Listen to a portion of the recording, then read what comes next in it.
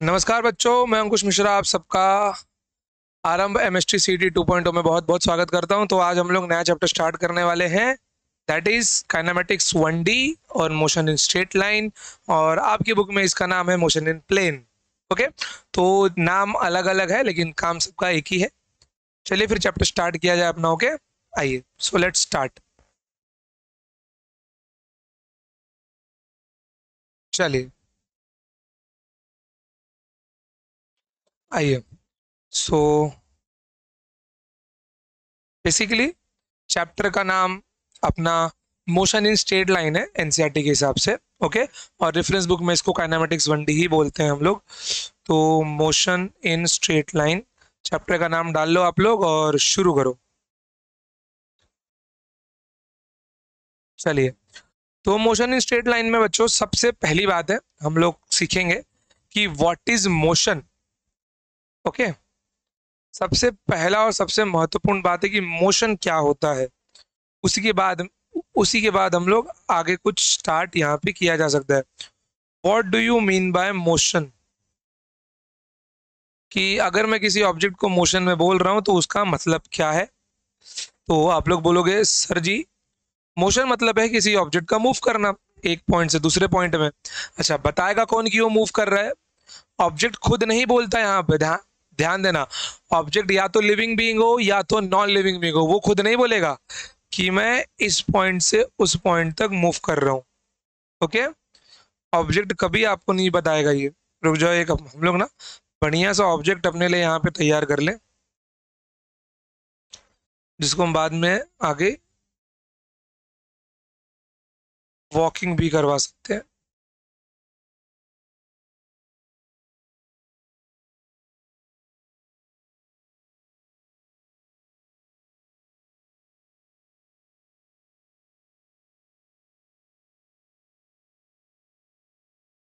बढ़िया है ना?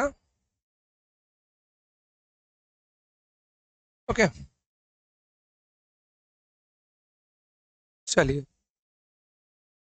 तो ये जो ऑब्जेक्ट है मेरे प्यारे बच्चों, ये इस पॉइंट से उठ के इस पॉइंट तक गया है, मतलब इसलिए मोशन ही किया, यहाँ से यहाँ तक गया। किसने जाते हुए देखा? भाई मैंने देखा। किसने देखा? हमने देखा। कहाँ देखा? कि ये नथुलाल पान भंडार से निकल के बस स्टॉप तक गया। तो क्या चेंज हुआ? दो चीजें चेंज हुई। एक तो टाइम चेंज हुआ। मान लो ये 2 बजे यहां से चलना स्टार्ट हुआ और ये 2:05 पे यहां पहुंच गया। दो 2 बजे चलना स्टार्ट हुआ और 2:05 में यहां पहुंच गया। क्या चेंज हुआ इसके लिए? सर जी, इसके लिए चेंज हुआ टाइम। Very good. ये यहाँ पे कहाँ था? ये यहाँ पे एक मान लो पेड़ के नीचे खड़ा हुआ था और ये यहाँ पे गया है, तो इसके सामने क्या है? इसके सामने एक पान शॉप है। बिल्कुल। तो इसके लिए क्या चेंज हो गया? इसके लिए चेंज हो गया सराउंडिंग। सराउंडिंग पे तो बदला इसके हिसाब से। ओके, तीसरी बात कि ऑब्जर्वर भी होगा यहाँ पर। मैंने क्या बोला? ऑब्जेक्ट खुद नहीं बताएगा मैं यहां से यहां तक आया हूं। हमको टाइम टाइम भी नहीं बोलने वाला, आगे सराउंडिंग भी नहीं बोलेगा। तो देखने के लिए कोई तो चाहिए ना कि वो देख के बताए कि इतने टाइम में ट्रेवल किया, यहां से वहां गया। तो कौन बताएगा? वो बताएगा ऑब्जर्वर। तो यहाँ पे अपने पास तीन चीजें होती हैं, time, surrounding and observer. Observer कौन? Who take observations. समझ गए बच्चों? ऑब्जर्वर कौन? Who take observations. Very good. चलिए।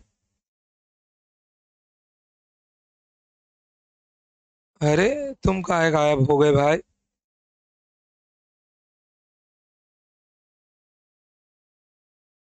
चलो, तो अगर मुझे मोशन का डेफिनेशन लिखना है बस, तो यहां पे मैं क्या लिखूंगा? If if position of object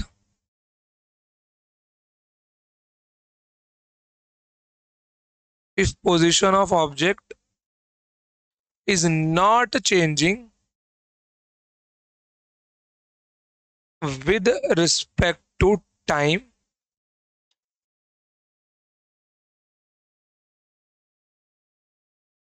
with respect to time surrounding and observer.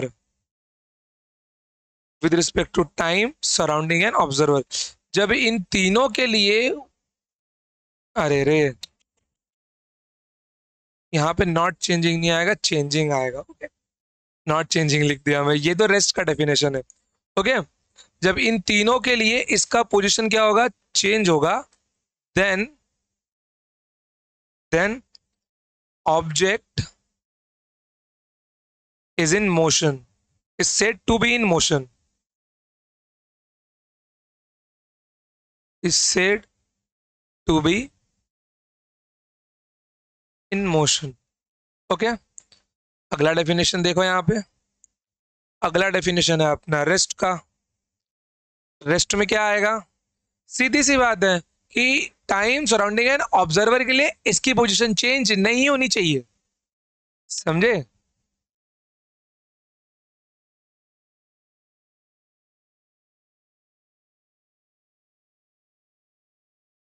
इन तीनों के लिए इसकी पोजीशन चेंज नहीं होनी चाहिए। If position of object is not changing with respect to time surrounding an observer, then object is said to be at rest, said to be at rest। Clear एकदम, कोई doubt यहां तक, बिल्कुल भी नहीं है, बहुत बढ़िया। ओके, आइए अब जैसे कि यहां पर मान के चलो, क्या मैं किसी ऑब्जेक्ट को पूरा पूरा मोशन और पूरा पूरा रेस्ट में बोल सकता हूं कभी, जैसे कि देखो ये एग्जांपल देखो,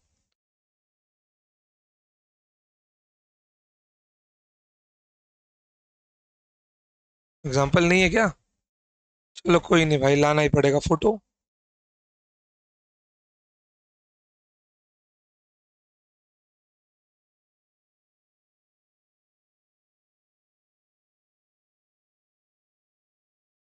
चलिए फोटो देखिए यहाँ पे इनका नाम लिख दिया जाए। चलिए, तो लेट इट बी कि इस बंदे का नाम है गोबर,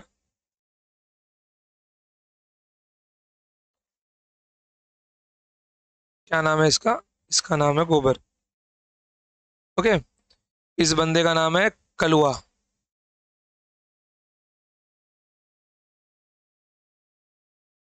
ओके, और इसका नाम है धनिया।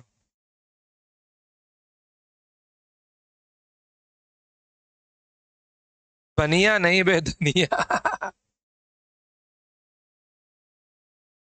धनिया। ओके, चलो, तो ये हो गया कलुआ, गोबर एंड धनिया। अब यहाँ पे ध्यान दो जरा, यहाँ पे मैं आपसे कुछ चीजें पूछूंगा। अभी के लिए मेरा जो ऑब्जर्वर है, अभी के लिए मैंने अपना ऑब्जर्वर बना के रखा है गोबर को। जरा गोबर की ऑब्जर्वेशंस बताओ। ओके, तो गोबर सबसे पहले क्या देखेगा, कलुआ इज इन द मोशन, आया ना, कलुआ इज इन द मोशन। दूसरा, धनिया को भी देख रहा है वो, धनिया इज इन द मोशन। बहुत बढ़िया, ना ऑब्जर्वर चेंज करो। अब ऑब्जर्वर मैंने बनाया कलुआ को। कलुआ ने क्या ऑब्जर्व किया, कलुआ ऑब्जर्व कर रहा है धनिया इज इन द रेस्ट। एक काम करो, कलुआ है ना, सबसे पहले गोबर के लिए लिखो, गोबर इज इन द मोशन, गोबर इज इन द मोशन। कैसे, मैं अभी आपको समझाऊंगा। दूसरा, धनिया इज एट रेस्ट, धनिया इज एट रेस्ट। ठीक है, अब तीसरा ऑब्जर्वर किसके लिए रख दो हम लोग, धनिया को रख देते हैं, तीसरा ऑब्जर्वर। अब ऑब्जर्वर कौन है अपने पास, अब ऑब्जर्वर है धनिया। क्या धनिया भी वही देखेगी जो कलवा देखने वाला, बिल्कुल भी, दोनों से साथ में ही है, सेम स्टेट में ही है। ओके, बस वो धनिया की जगह रामलाल हो जाएगा, गोबर हो जाएगा। कलुआ एंड गोबर।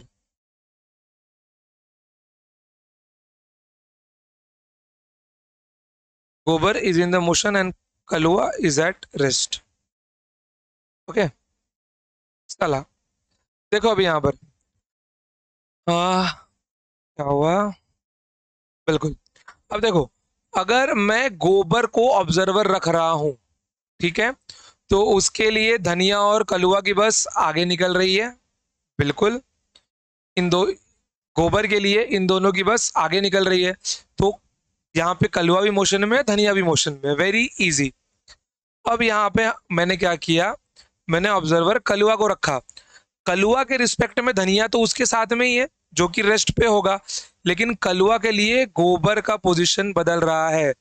ध्यान में रखना, ये नोट पॉइंट है, बहुत इंपॉर्टेंट है। ऑब्जर्वर को हमेशा रेस्ट में मानना है, मोशन में है तो भी रेस्ट में मानो। ऑलवेज अज्यूम,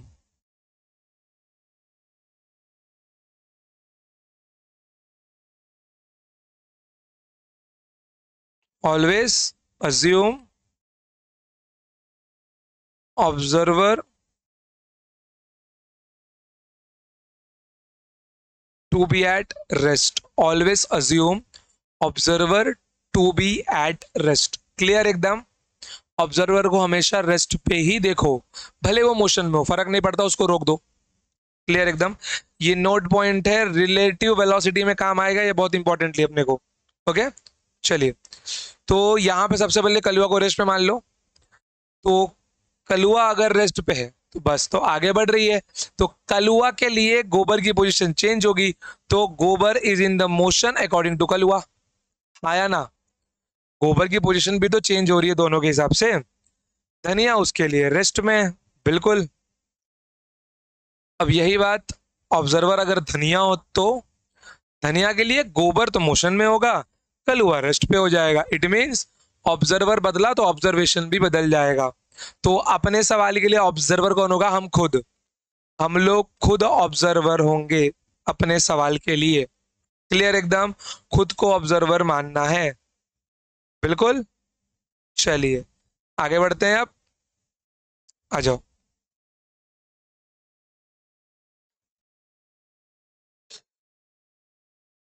अच्छा, एक और नोट पॉइंट यहाँ पे लिखो यार। नोट पॉइंट क्या है, motion is a relative concept.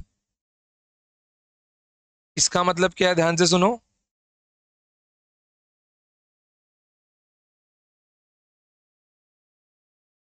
Motion is a relative concept, मतलब कि मैं किसी भी ऑब्जेक्ट को एब्सोल्युटली मोशन या एब्सोल्युटली रेस्ट पे नहीं बोल सकता हूं।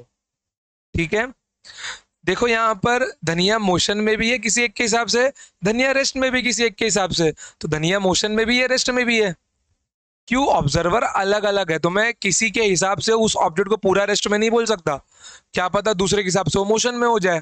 जैसे कि फॉर एग्जाम्पल, कोई हमको एलियन जी स्पेस से देखे, अरे धरती के बच्चे लेक्चर ले ले रहे हैं, हमारे लिए हम रेस्ट में, लेकिन स्पेस वाले के लिए अपनी अर्थ घूम रही है, तो बोलेंगे अरे ससुर ये लोग घूम घूम के लेक्चर ले रहे हैं।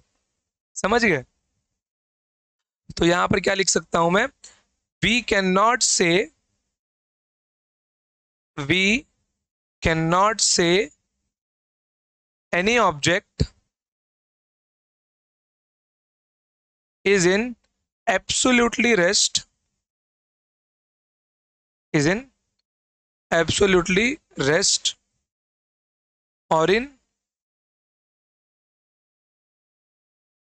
absolutely motion। समझ गए, ना तो हम उसको पूरा पूरा रेस्ट में बोल सकते हैं, ना तो हम उसको पूरा पूरा मोशन में बोल सकते हैं। It means motion is a relative concept, it can be change. If observer change, observation will also change. Okay, चलिए, तो अब अपना अगला टॉपिक है distance and displacement. Distance and displacement,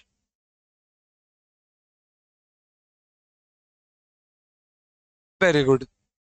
चलिए, सो बेसिक सी बात है एकदम, पॉइंट ए है और पॉइंट बी है, कॉमन सा सवाल, ए से बी की ओर जाने के लिए कितने रास्ते हैं? ए से बी की ओर जाने के लिए कितने रास्ते हैं बताओ जरा। बोलोगे सर एक ही तो है, सीधा रास्ता जोड़ दो। रुको रुको यार रुको। एक ने बोला नहीं सर, ये है पहला रास्ता, समझे? दूसरा बोला नहीं नहीं नहीं नहीं, हम ऐसे नहीं जाएंगे, हम ऐसे जाएंगे, ये है दूसरा रास्ता, ये है दूसरा रास्ता, ये भी सही है। फिर एक ने बोला नहीं, हम अपना ही रास्ता बनाएंगे। थोड़ा इसको नीचे करो। एक ने बोला हम ऐसे ऐसे जाएंगे, ये हो गया तीसरा रास्ता, ठीक है। चौथा बोला हटो यार तुम सब टाइम पास कर रहे हो, हम तो सीधा ही जाएंगे, समझ गए, हम तो सीधा ही जाएंगे। ओके, तो इसके अंदर path 1, 2 and 3 and this is the path 4। ये क्या है देखो, डिस्टेंस मतलब क्या होता है, total distance travelled by the object, समझ गए। और डिस्प्लेसमेंट क्या होता है, स्कूल में पढ़ा होगा, shortest distance between any two points और initial point and final point. तो पॉइंट ए मेरा क्या है, पॉइंट ए मेरा है इनिशियल पॉइंट, पॉइंट बी मेरा क्या है, पॉइंट बी मेरा है फाइनल पॉइंट, समझ गए।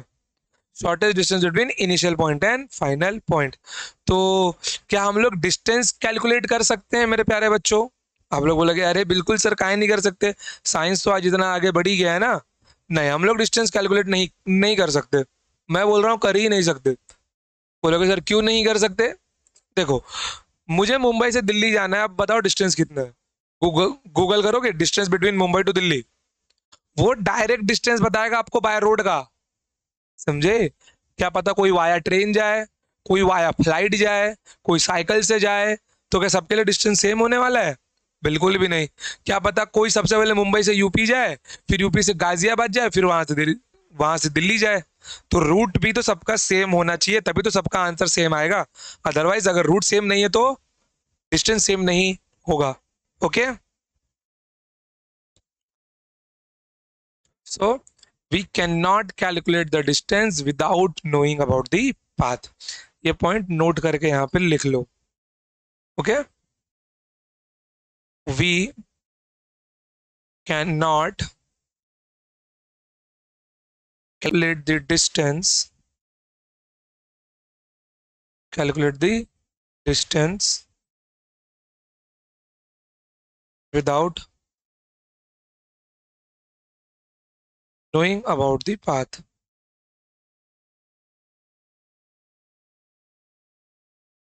समझ गए, without knowing about the path. चलिए, सो डिस्प्लेसमेंट क्या होगा अपना, shortest distance between any two points, and distance क्या होगा अपना, the total path length covered by the object. Okay, आइए अब देखो, अगर ऑब्जेक्ट जस्ट अज्यूम, यहाँ पे अज्यूम करो कि ऑब्जेक्ट ऐसे गया, वो चला 7 मीटर, फिर ऐसे रिटर्न आ गया स्टार्टिंग पॉइंट पे ही, वापस 7 मीटर ही रिटर्न आया, तो डिस्टेंस कितना हो गया उसका, 14 मीटर। 60 मीटर जाना, 7 मीटर आना, लेकिन डिस्प्लेसमेंट कितना हो गया, डिस्प्लेसमेंट हो गया 0। क्यों? हमें डिस्प्लेसमेंट में देखना होता है इनिशियल और फाइनल पॉइंट के बीच में गैप। अगर इनिशियल और फाइनल पॉइंट कोइंसाइड कर जाए तो क्या हो जाएगा, डिस्प्लेसमेंट हो जाएगा 0। क्लियर एकदम, बहुत बढ़िया। अच्छा, आगे बढ़ते हैं अब। तो डेफिनेशन यहीं पे लिख ले इसका, आ जाओ, डिस्टेंस का डेफिनेशन लिख लो। डिस्टेंस क्या होता है अपना, डिस्टेंस होता है टोटल पाथ लेंथ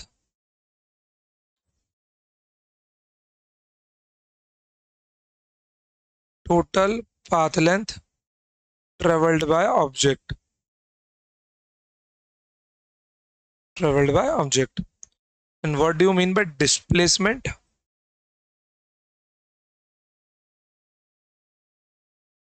डिस्प्लेसमेंट क्या होगा अपना, shortest distance between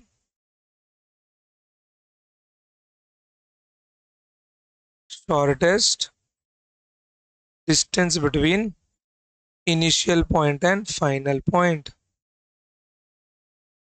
Shortest distance between initial point and final point. Okay, चलिए लेट्स मूव अहेड. अब यहाँ पे डिफरेंस बिटवीन लिख के ले लेते हैं उनके बीच का. ओके, चलो make it one box.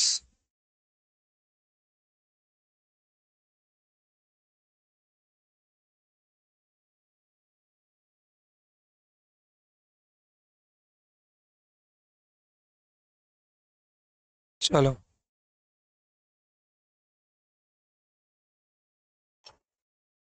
Distance and displacement आ जाओ. तो पहले पॉइंट में दोनों का ना डेफिनेशन लिख लो. Total path length travelled by object.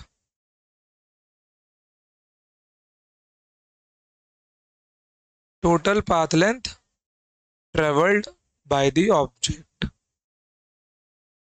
Total path length travelled by the object. ये क्या, ये अपना क्या हो जाएगा? Shortest distance between, shortest distance between initial point and final point. Shortest distance between initial point and final point. Okay, चलिए अगला point लिखिए जरा. सेकेंड पॉइंट क्या होगा? We can not calculate, we can not calculate distance without knowing the path. Without knowing the path. हम लोग distance नहीं calculate कर सकते बिना पाथ को जाने. समझ गए? We can not calculate the distance without knowing the path. इसमें सेकंड पॉइंट क्या मिल जाएगा? We can calculate the distance, sorry displacement. We can calculate the displacement we only need initial point and final point. We only need initial and final point coordinates. Initial and final point coordinates. Okay, अगर मुझे initial और final का coordinate पता है तो मैं easily displacement निकाल सकता हूं. ओके, चलिए थर्ड वन देखिए जरा. थर्ड वन क्या मिल जाएगा? सिंपल सा पॉइंट है, लिख, यही यहां पे लिख दो. It is a scalar quantity.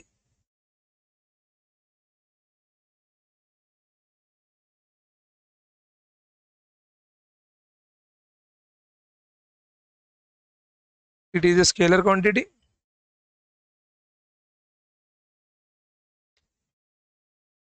It is a vector quantity. ठीक है. फोर्थ वन,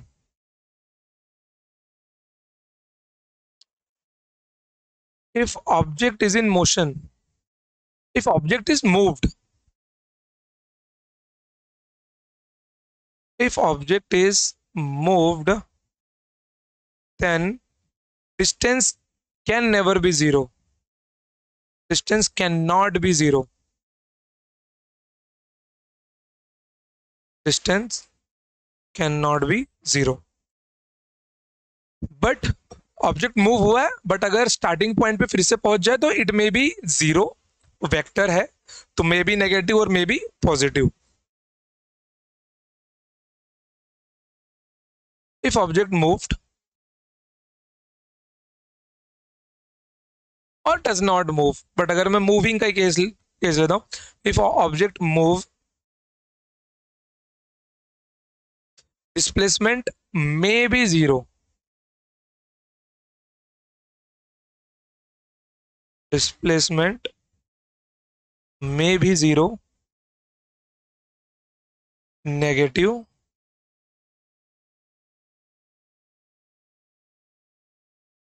और पॉजिटिव। ओके, चलिए, और कोई पॉइंट जो इसके अंदर लग रहा है ऐड किया जा सकता है? इट इज ऑलवेज पॉजिटिव, वो भी लिख दो यार।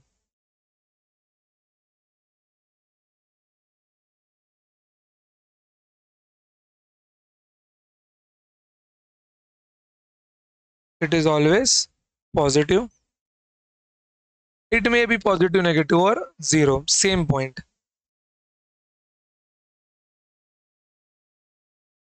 इट मे बी पॉजिटिव,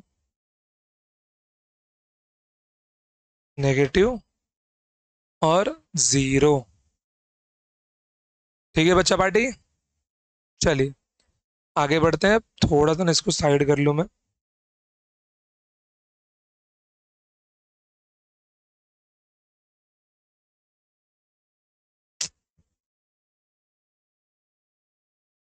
चलो, आज आप जरा ये वाला क्वेश्चन देखिए जरा। ठीक है, फाइंड द डिस्प्लेसमेंट। अब मेरा क्वेश्चन है find the distance and displacement. Okay, find the distance and displacement. तो क्वेश्चन में क्या दिखाया गया है? ऑब्जेक्ट सबसे पहले पॉइंट ए से स्टार्ट किया, 4 मीटर चला, देन यहाँ पे वो 7 मीटर चला, देन अगेन यहाँ पे वो 7 मीटर चला, और यहाँ पे वो बी तक आया और 3 मीटर चला। क्वेश्चन है कैलकुलेट डिस्टेंस एंड डिस्प्लेसमेंट। तो एक बात ये बताओ, यहाँ पर डिस्टेंस क्या आ जाएगा? डिस्टेंस क्या मिल जाएगा यहाँ पर? सबका सम कर दोगे, 4 metre plus 7 metre plus 7 metre plus 3 metre, 7 3 10, 7 17 और 4 21, 21 मीटर। Okay, what do you mean by displacement? क्या होगा यहाँ होगा? डिस्प्लेसमेंट मतलब डायरेक्ट शॉर्टेज डिस्टेंस। मैं कौन से लेंथ की बात कर रहा हूँ सब समझ रहे हो? इस वाले लेंथ की मैं बात कर रहा हूँ। रुको इसको ना डॉटेड ही बनाता हूँ, अच्छे से समझेगा। ये वाला लेंथ मैं बोल रहा हूँ। ओके, अब ध्यान से देखना, इस लेंथ की वैल्यू निकालनी है। शेप ज्योमेट्रिकल है। अगर यहाँ पर मैं एक ऐसा पैरेलल लाइन इमेजिनरी खींचता हूँ और यहाँ पर एक परपेंडिकुलर लाइन खींचता हूँ, तो एक बात बताओ जरा, क्या ये एक राइट एंगल ट्रायंगल नहीं बन गया? ये वाला देखो, ये राइट एंगल ट्रायंगल बन गया ना। बस इसकी वैल्यू लिखो। अब एक बात बताओ, अगर ये 4 है, ये 4 है, ये 7 है, तो ये बचा हुआ कितना हो जाएगा? ये बचा हुआ आपका होगा 3 मीटर। बिल्कुल, ये पूरा का पूरा 7 है, ये 3 है, मतलब ये भी 3 होगा, तो ये कितना होगा आपका? ये आपका होगा 4 मीटर। तो अगर ये 3 ये 4, तो भैया इसका लेंथ कितना होने वाला है? क्या ये 5 मीटर नहीं होगा? ए बी का लेंथ पाइथागोरन ट्रिपलेट वेक्टर में बहुत सॉल्व किया हो यार ये। 3 का स्क्वायर प्लस 4 का स्क्वायर, 9 + 16 25। ठीक है, 9 + 16 25, 25 का रूट 5, 5 मीटर अपना आंसर हो जाएगा। मतलब ये जो लेंथ है अपनी कितनी आ जाएगी? ये 5 मीटर आएगी। क्लियर, चलिए आगे बढ़ते हैं। अब ये वाला देखिए question number 2, again find distance and displacement. तो डिस्टेंस तो हम यहाँ पे डायरेक्टली ही निकालेंगे। डिस्टेंस क्या आएगा अपना? ऑब्जेक्ट पहले कितना चला? 5 मीटर चला, देन ऑब्जेक्ट 4 मीटर चला, देन वो 2 मीटर चला। तो 4 2 6 5 11, 11 मीटर अपना डिस्टेंस हुआ। डिस्प्लेसमेंट क्या होगा अपना? डिस्प्लेसमेंट क्या होने वाला है? फिर से डायरेक्टली यही लाइन। ओके, यही होगा अपना डिस्प्लेसमेंट। अब देखो भाई, ये पैरेलल में यहाँ पे खींचा हुआ है, तो ये 4 मीटर हुआ, ये 5 है, ये इतना 2 है, तो ये बचा हुआ कितना हुआ? ये बचा हुआ आपके लिए हो गया 3 मीटर। फिर से ये कितना आ जाएगा? 5 मीटर मिल जाएगा। तो डिस्प्लेसमेंट कितना हो गया अपना? 5 मीटर। डिस्प्लेसमेंट क्या होता है? Initial point and final point के बीच का डायरेक्ट गैप। क्लियर, चलिए आगे बढ़ते हैं। Question number 3, very good. देखो यहाँ पर, ओके, तो ये अपना कितना है, 8 मीटर, ये 8 मीटर, ये 8 मीटर। उसके बाद में ये लेंथ है आपका 2 metre, 4 metre, 1 metre. This is point A and this is point B. अब अगर मैं डिस्टेंस की बात में करूं, तो डिस्टेंस यहाँ पे क्या मिलने वाला है मेरे को, ध्यान से देखो। 8 metre plus 2 metre, 8 metre plus 4 metre, 8 metre plus 1 metre. ठीक है, अब सीधा जोड़ना, 8 2 10, 8 4 12, 12 और 10 22, 8 1 9, 22 और 9 31, 31 मीटर अपना आंसर हो गया। तो distance is 31 metre. But displacement तो मेरा बच्चा ये होगा ना, ये वाला लेंथ निकालना है डिस्प्लेसमेंट। बड़ा दिमाग यहाँ पे खराब होगा अपना कि सर जी अब कैसे निकाले, डिस्प्लेसमेंट तो यहाँ पे कुछ समझ ही नहीं रहा है। ध्यान दो, काम करो, इसको एक्सटेंड करो, कर दिया, इसको एक्सटेंड करो, कर दिया। एक बात बताओ, क्या इन सबके जो स्टैंडिंग वाले स्टेयर्स हैं, उन सबका टोटल लेंथ नहीं होगा ये? बिल्कुल होगा ना। तो इसकी लेंथ कितनी बन जाएगी, 4 1 5, 5 और 2 7, ये अपना बन गया 7 मीटर। क्या ये हॉरिजॉन्टल वाले सारे स्टेप्स का सम नहीं होगा ये लेंथ? बिल्कुल उन सब का सम ही होगा ये लेंथ। तो ये लेंथ कितनी है आपकी,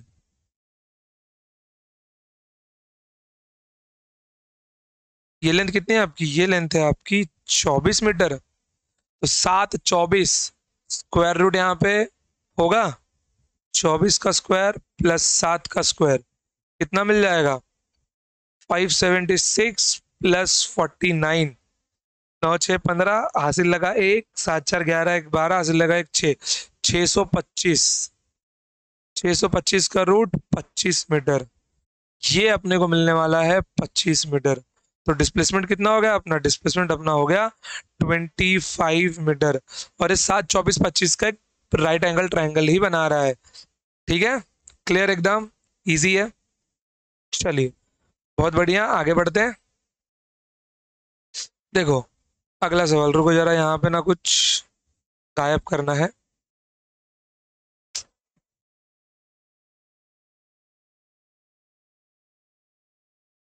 ये रेड वाली लाइन यहाँ पे नहीं चाहिए, तो क्वेश्चन दिखेगा ही नहीं।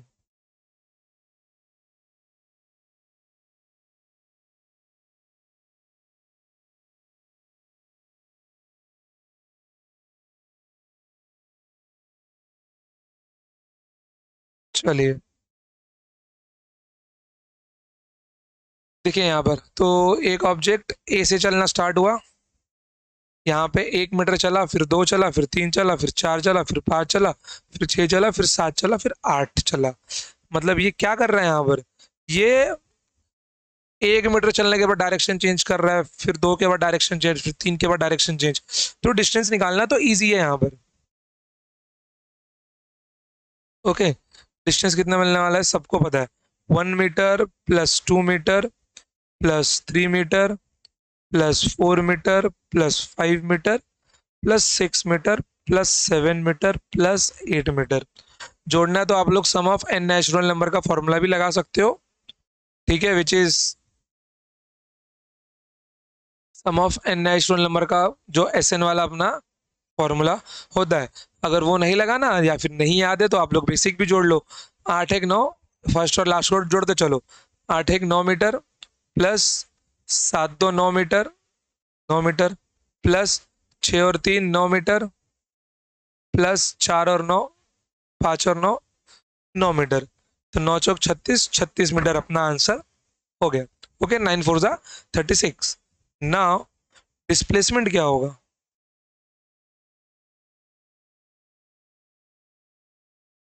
बताइए।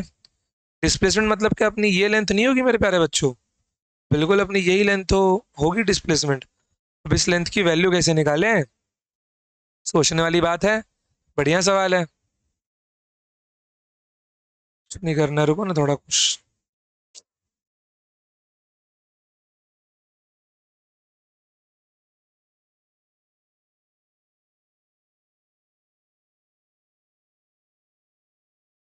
सही है। तो कुछ नहीं करना है यहाँ पर, एक ऐसी लाइन खींचो और यहाँ पे एक ऐसी लाइन खींचो, बस। अब सारा आंसर मिल जाएगा। ध्यान दो, दोनों का थिकनेस भी कर दो क्या?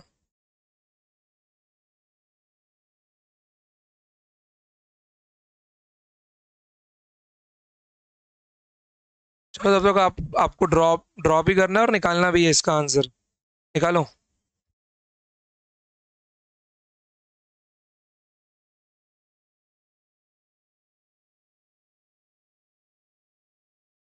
चलो ध्यान दो अभी जरा, एक बात बताओ, इसका लेंथ कितना होगा? ठीक है, ध्यान देना। इसका लेंथ निकालना है तो एक काम करो, इसको देखो,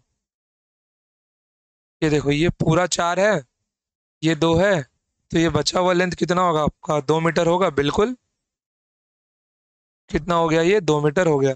काम करता हूँ ना मैं, राइट एंगल ट्रायंगल जरा यहाँ पे निकाल लेता हूँ। यहाँ पे उसकी वैल्यूज लिख देते हैं हम लोग।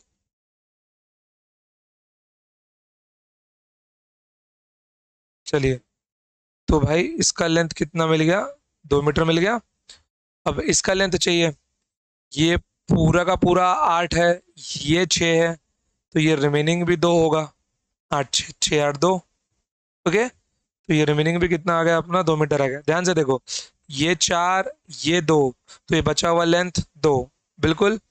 ये 8, ये 6, ये बचा हुआ लेंथ 2।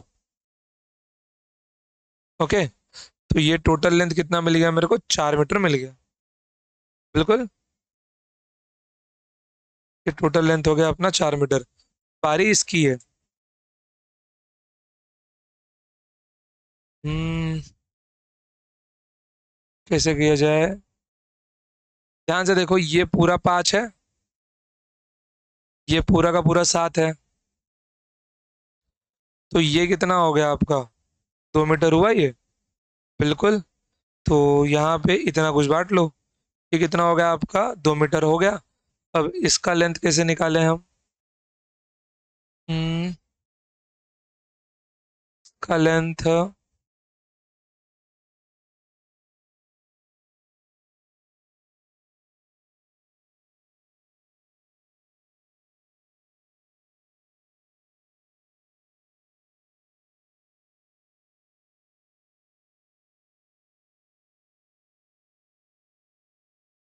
एक बात बताओ, ये देखो, ये टोटल लेंथ 5 है। ओके, अगर इस 3 वाले को मैं यहाँ पे शिफ्ट कर दूं, तो ये बचा हुआ लेंथ कितना होगा? 2 ही होगा ना। अगर 3 वाले को मैं यहाँ पे शिफ्ट कर दूं, तो ये बचा हुआ लेंथ 2, और ये लेंथ सेम हो जाएगा। तो ये भी कितना मिल गया? 2 मीटर। मतलब इसका भी लेंथ कितना है? 4 मीटर। तो ये भी 4, ये भी 4, ये आंसर आ जाएगा आपका 4√2, √4² प्लस 4²। 4² प्लस 4², सॉल्व करने पे कितना आएगा यहाँ पे? 4√2 मीटर आ जाएगा। 4 का स्क्वायर कॉमन निकाल लो ना, ब्रैकेट में 1² प्लस 1² ही बचने वाला है, विच इज 2। क्लियर? चलिए, आइए अब चलते हैं थोड़ा इंपॉर्टेंट पार्ट पे। Write down case 1। Case 1, object is,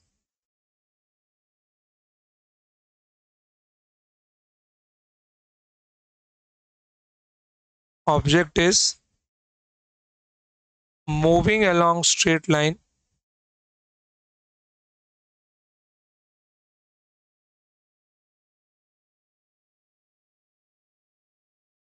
object is moving along straight line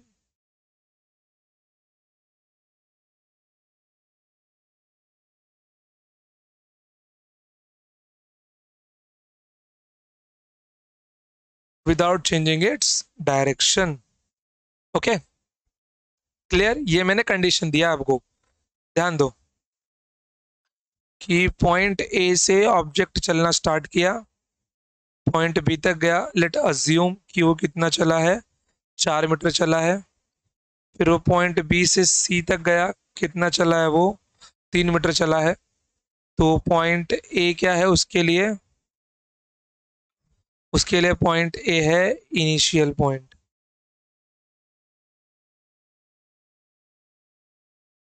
point A क्या है उसके लिए? पॉइंट ए है इनिशियल पॉइंट, और पॉइंट बी क्या है उसके लिए? पॉइंट बी है उसके लिए फाइनल पॉइंट। ओके, चलिए अभी तो उसने डायरेक्शन चेंज ही नहीं की है, ये मेन बात है। तो यहाँ पे अगर आप डिस्टेंस लिखने जाएं तो डिस्टेंस कितना मिलने वाला है आपको?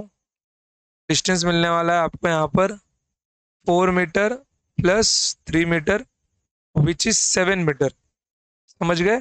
तो डिस्टेंस कितना मिलने वाला है आपको? 7 मीटर मिलने वाला है। ओके, थोड़ा सा बड़ा करो इसको यार, छोटा दिख रहा है। ओके, बताओ यहाँ पे डिस्प्लेसमेंट कितना मिल जाएगा? डिस्प्लेसमेंट कितना मिल जाएगा आपको यहाँ पर? भाई उसने डायरेक्शन चेंज ही नहीं किया बच्चों, तो डिस्प्लेसमेंट क्या होगा? इनिशियल और फाइनल पॉइंट के बीच का gap, which is also 7 metre. समझ गए? तो यहां पर मुझे क्या दिख गया?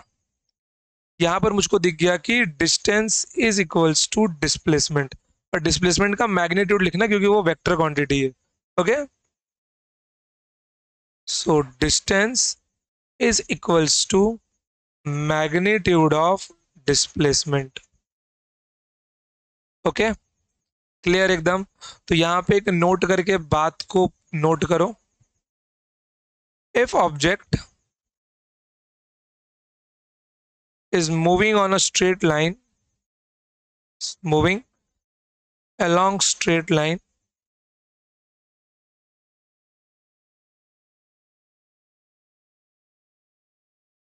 without changing his direction,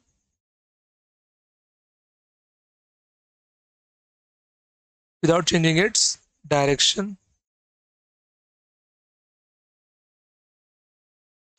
then distance is equals to displacement. Then distance always equals to displacement, ये ध्यान में रखना। ओके, चलिए अब एक काम कीजिए, जरा डिस्प्लेसमेंट को नीचे लेके आइए।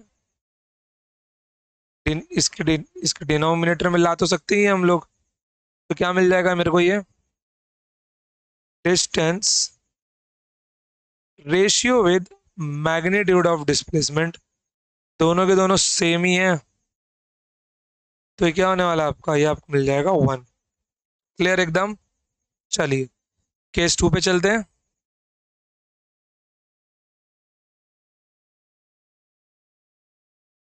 Case 2, now object can change its direction. Now object can change its direction, मतलब अब ऑब्जेक्ट डायरेक्शन चेंज कर सकता है। तो ऑब्जेक्ट पॉइंट ए से चलना स्टार्ट किया, पॉइंट बी तक गया। Okay, 4 metre. फिर उसके बाद में वो पॉइंट बी से अगेन रिटर्न हुआ। ध्यान दो, ये है उसका फाइनल पॉइंट सी, लेकिन ये जो फाइनल पॉइंट सी है मैं इस लाइन पे ना निकाल के थोड़ा सा नीचे दिखा रहा हूं इसको। चल वो उसी लाइन पे रहा है, बस यहाँ पे दिखाने के लिए मैं दूसरे लाइन पे दिखा रहा हूँ। ओके, तो वो इस डायरेक्शन में कितना चला है? 3 मीटर चला है। जाहिर सी बात है, ये पॉइंट क्या है? उसका इनिशियल पॉइंट है ना? और ये पॉइंट उसका फाइनल पॉइंट है। ध्यान देना यहाँ पे जरा, ये इनिशियल और फाइनल पॉइंट में मैं अगर डिस्टेंस निकालने जाऊं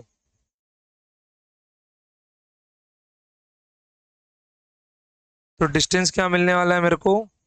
7 मीटर मिलेगा, which is 4 metre plus 3 metre. जितना भी चला होगा वो उसको जोड़ दो, किस डायरेक्शन में चला हो? Does not matter. डिस्प्लेसमेंट क्या मिलेगा यहाँ पर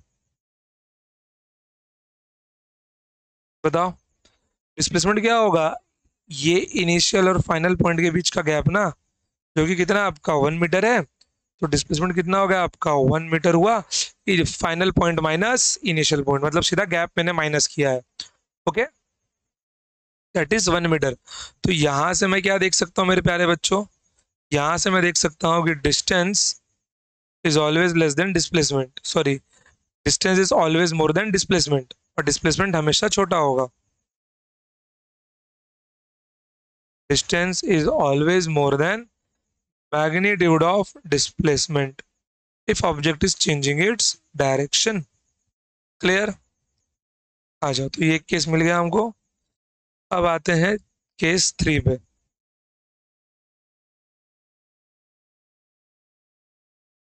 केस 3 ध्यान देना,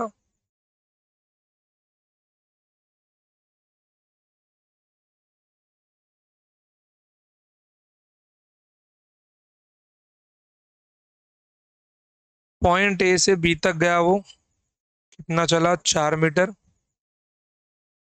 फिर बी से सी तक गया वो, कितना चला 3 मीटर। डिस्टेंस बताओ। अगेन फिर से वही 4 metre plus 3 metre which is 7 metre. What do you mean by displacement here. Displacement मतलब क्या होगा यहाँ पर, ये गैप है डिस्प्लेसमेंट।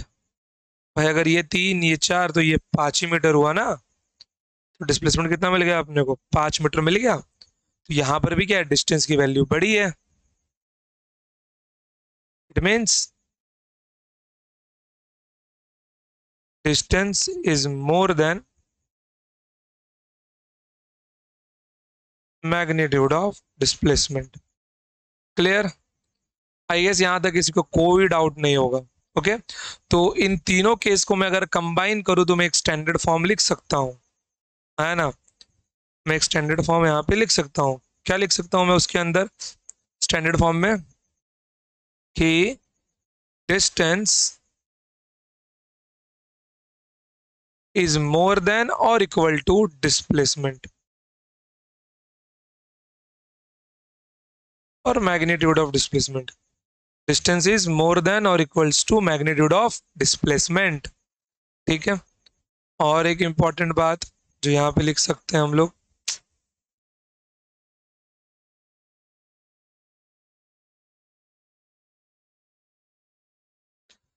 अगर तुम लोग डिस्प्लेसमेंट को नीचे लेके आओगे तो रेशियो मिलेगा एक, है ना।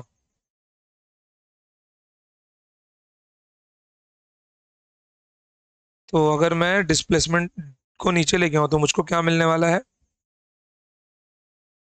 Distance ratio with displacement.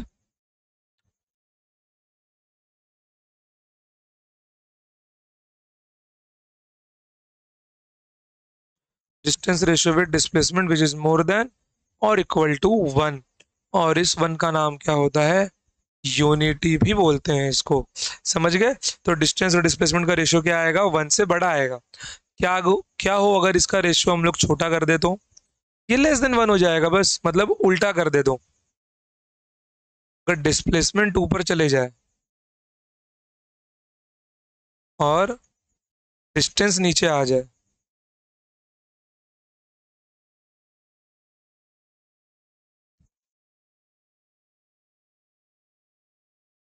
तो ये रेशियो क्या हो जाएगा, ये साइन चेंज हो जाएगा, लेस देन और इक्वल टू 1 बन जाएगा ये। क्लियर एकदम, कोई प्रॉब्लम यहाँ तक आई गेस नहीं होनी चाहिए। ठीक है, तो इसके ऊपर सीटी में और नीट में जेईई में सवाल बने हैं। जैसे देखो क्वेश्चन देखते हैं आगे हम लोग, which of the following option is correct, okay, for motion in 1D without changing in direction. Direction change नहीं हो रहा है भाई, distance is equals to displacement होगा। Which of the following option is correct for option for motion in 1D with change in direction. अगर direction change हुआ है तो डिस्टेंस हमेशा बड़ा होगा। सेकंड केस है ये अपना, distance is always more than magnitude of displacement.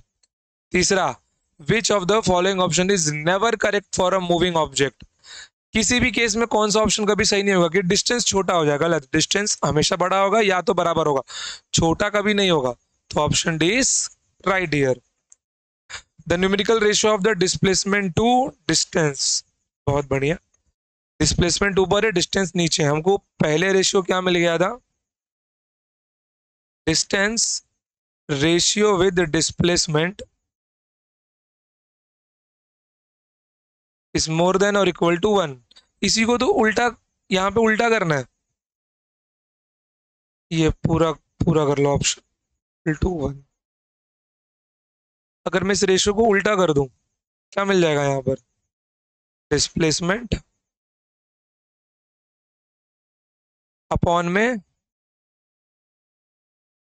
Distance is less than और equal to 1, may be less than और इक्वल टू 1। तो option D is our correct answer. Clear एकदम। चलिए आगे बढ़ते, क्वेश्चन नंबर 9 क्या शो कर रहा है, if x denotes the ratio of displacement to distance, if x denotes the ratio of displacement to distance into distance, भाई इसका आंसर तो वही होगा जिसका वैल्यू लेस देन 1 आएगा। 3 1 से बड़ा है, खुद 1 है, ये नहीं आने वाला। ओके ओके ओके, रुको रुको रुको रुको रुको, 1 आ सकता है ना, क्या पता वो इक्वल टू रहा हो। ठीक है, 3 तो नहीं आने वाला। सी हो सकता है मे बी, क्या पता है दोनों सेम हो गए हो। बिल्कुल,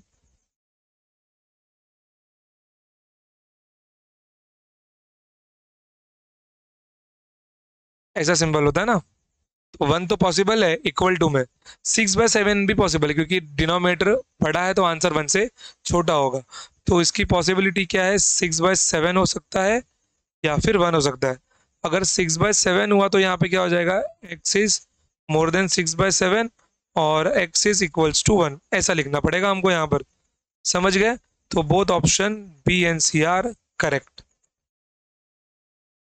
If initial position of object is 2 6 9 and final position is 8 -2 and 19, then find the displacement and distance। चलो तो जरा यहाँ पे आपको मैं एक चीज सिखा दूं। ओके देखो, को वेक्टर में कैसे लिखेंगे हम लोग। ओके सपोज करो यहाँ पे पॉइंट ए है, यहाँ पे पॉइंट बी है।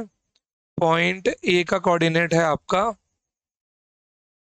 x1 y1 z1, point B का कोऑर्डिनेट है x2 y2 z2, और वो ए से बी की ओर जा रहा है। क्लियर एकदम, डॉटेड बनाता हूँ। वो ए से बी की ओर हमें मूव करना है, ये इसका कोऑर्डिनेट है। ठीक है, तो यहाँ पे एक टर्म आता है which is known as position vector. Position vector क्या होता है, जो ओरिजिन से इसका हमें पोजीशन पता है, जो हमें क्या हो, ओरिजिन से इसका पोजीशन पता है। तो पॉइंट ए के लिए ये क्या मिलने वाला है, that is r a vector. और पॉइंट बी के लिए क्या मिलने वाला है, ये this is r b vector, this is r b vector. ये पोजीशन वेक्टर है, ए और बी का ओरिजिन से कोऑर्डिनेट्स क्या क्या है। ओके और मुझे ए से बी की ओर देखना है, तो ये मेरा बन गया, मान लो इसको मैं नाम दे दिया वेक्टर आर। तो वेक्टर आर का इक्वेशन क्या मिल जाएगा मुझे, जरा यहाँ पे बताओ देख के। अगर मैं यहाँ पे ध्यान से देखूं तो वेक्टर आर बी के हेड पे आर का क्या लगा है, तो आर बी के हेड पे इसका हेड आ रहा है। नहीं, काम करो डायरेक्शन चेंज करो, इक्वेशन यहाँ से भी बन जाएगा, ऐसा नहीं है कि नहीं बनेगा, लेकिन जो मुझे चाहिए वो नहीं बन रहा है यहाँ पर। मुझे are B minus R A चाहिए। ओके तो यहाँ पर मैं बी से ए की ओर जा रहा हूँ। ओके चलो, तो यहाँ पे क्या दिखाई दे रहा है मेरे को कि R B equals to R A.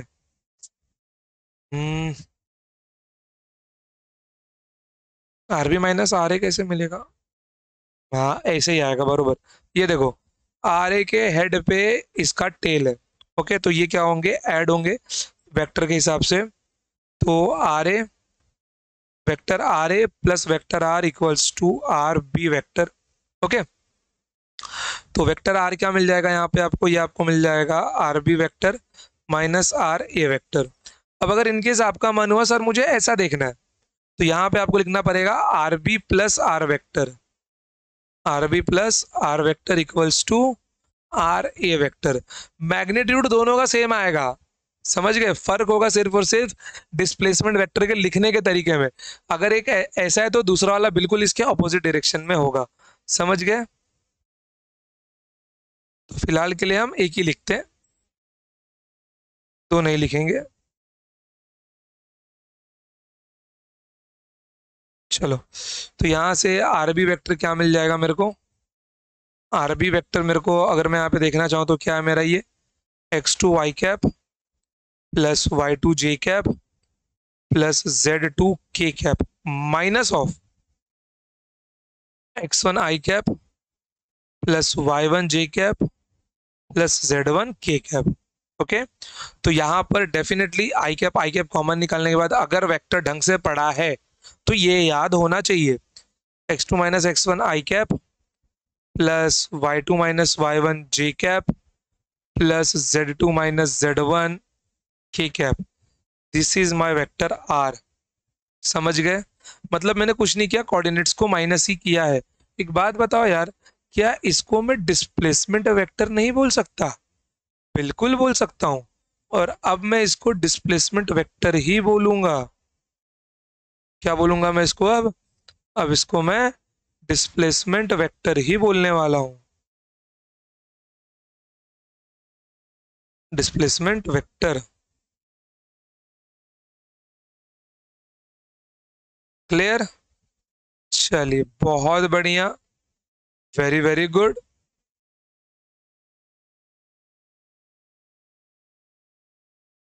ये किसका छूट गया, अच्छा एक्स का। अब इसका मैग्नीट्यूड तो लिखो यार तुम लोग, इसका मैग्नीट्यूड क्या लिख दोगे, magnitude of vector R square root of, square root में क्या आ जाएगा, x two minus x one का square plus y two minus y one का square plus z two minus z one का स्क्वायर। क्लियर। अब ये वाला क्वेश्चन देखो, from initial position of object 269 final position 8 minus two 19 then find displacement and distance. काम करते हैं ना जरा, यही मैं उठा लेता हूँ डायग्राम।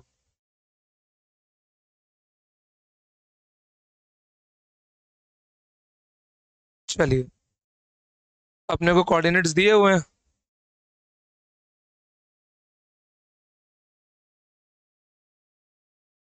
तो जब कोऑर्डिनेट्स दिया है तो कोऑर्डिनेट्स इसको लिख लो 2,6,9, और ये वाला कोऑर्डिनेट क्या दिया है आपको, चौड़ा कोऑर्डिनेट दिया आपको 8,-2,19। अभी हमने इक्वेशन देखा था, तो वेक्टर आर क्या मिल जाएगा आपको, 8 - 2 i cap plus y two है ना -2 of -6 j cap plus 19 - 9 k cap. कितना मिल रहा है आपको, 6 i cap -8 j cap plus 10 k cap. This is your vector r.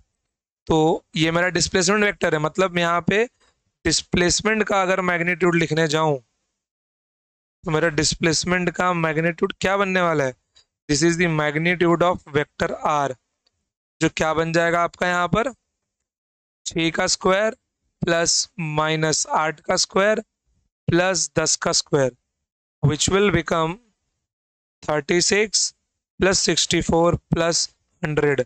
तो रूट में कितना आ गया, 36, 64, 100, 100 + 100 200, कितना बन जाएगा 10√2 बन जाएगा, 2 × 100 10√2। Okay, 10√2 units. तो डिस्प्लेसमेंट कितना मिल गया मेरे को, डिस्प्लेसमेंट मुझे मिल गया 10√2 यूनिट्स। कितना आ गया मुझे ये 10√2 यूनिट्स।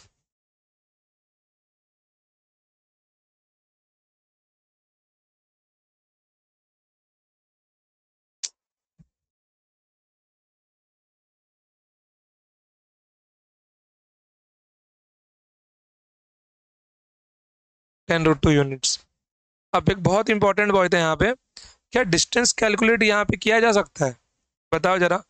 डिस्प्लेसमेंट तो निकाल लिया हमने, क्या डिस्टेंस भी निकाल सकते हैं? जी बिल्कुल भी नहीं। In this question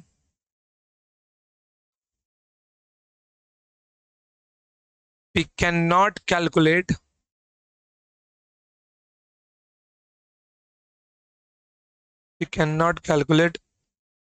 distance because